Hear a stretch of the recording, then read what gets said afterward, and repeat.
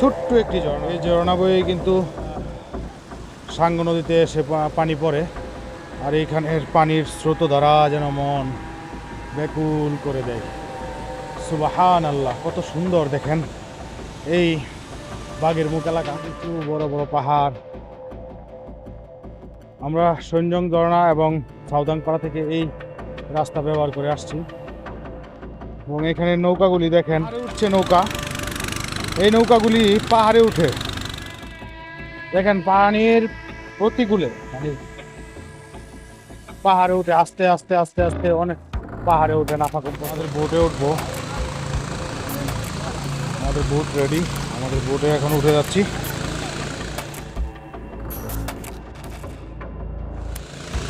আমরা এখন থানচি যাবো।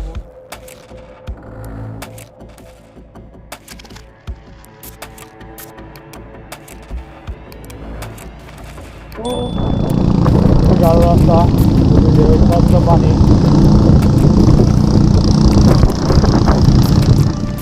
আমরা থানচি চলে আসছি। এ হচ্ছে থানচি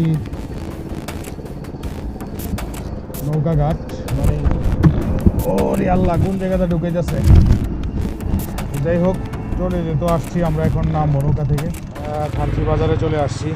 থানচি বাজার থেকে আমরা এখন থানচি কুঠিরে যাব থাকার জন্য। হচ্ছে থানচি বাজার, মেঘবতী রিসোর্ট। রিসোর্টটা সুন্দর।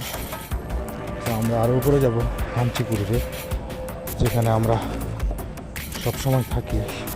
থানচি আসলে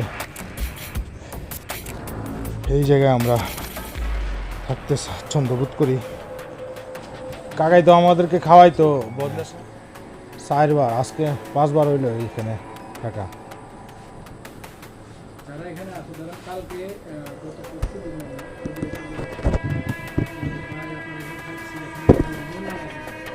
কারণ একটা সম্পর্ক হয়ে গেছে। হ্যাঁ,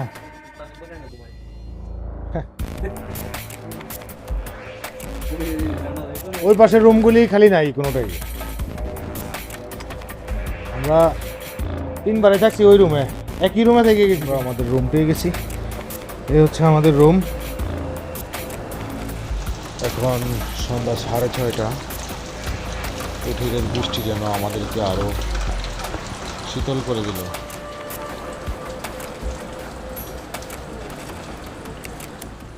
এই হচ্ছে রিসেপশন। এখানে রুমের সামনেই বৃষ্টি হচ্ছে।